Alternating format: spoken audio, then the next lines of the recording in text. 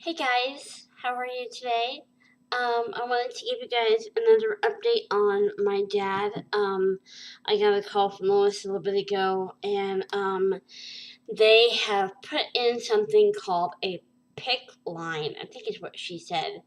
And it's a type of thing, I don't know, it's hard to, she tried to describe it the best that she could, but it's something, I guess it goes like in your armpit or something like that, and it goes around and like follows a vein and like not into your heart, but like near the heart area.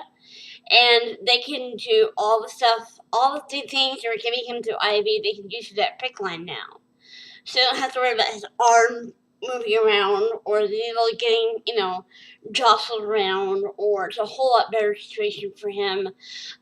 They're giving him magnesium and antibiotics to IV through this new pick line thing, because they're wanting his pancreas to kind of reduce in size, or they're wanting the pancreatitis to kind of ease up or slow down a little bit enough where they feel safe doing the surgery on him. They're going to do a laparoscopic gallbladder removal surgery, and they don't know when yet. Right now, he still has a little bit of a fever. It's 100 point something, and so they're just kind of they're waiting to see what his pancreas does, and waiting to see if his fever comes down. There are several factors involved before they can even, okay the surgery and get the surgery done. So it's kind of a slow process. They're not really saying a whole lot right now about that. They're checking there because he was in last time and had the bowel obstruction. They're running tests on him to make sure there's nothing else seriously going on in him that maybe hasn't been seen yet or hasn't come to the surface yet.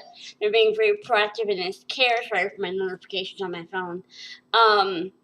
But they're being very proactive in his care. They're taking the best care of him they can.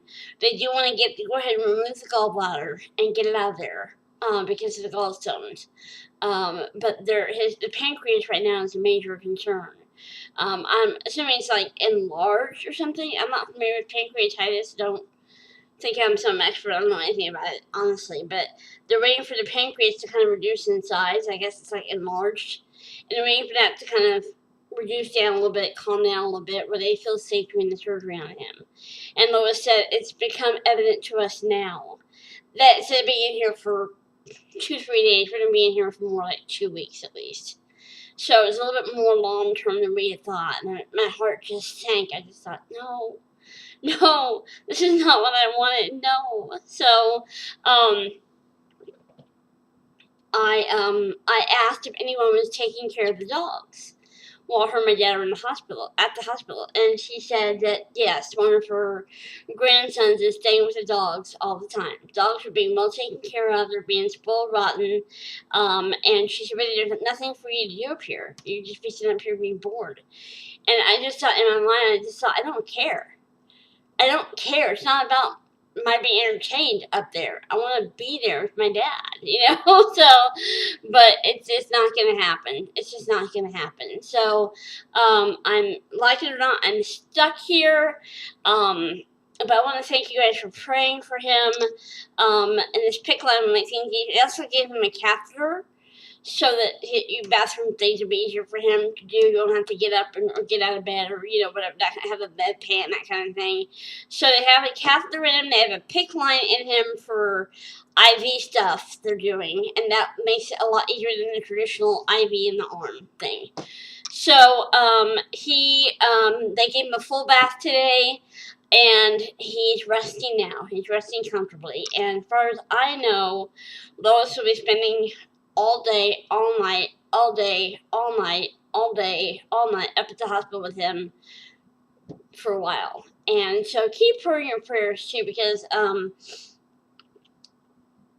she has arthritis and fibromyalgia and several other chronic health issues, and she goes through pain more intense than I've ever even experienced. And she has days where she can't even move. So I can't imagine having to sleep in a recliner next to my dad's hospital bed all night, and then be there all day, and then be there all night again. So it's just really hard for both of them. My dad wants to go home. So keep them in your prayers, guys. That's all the updates I have for right now.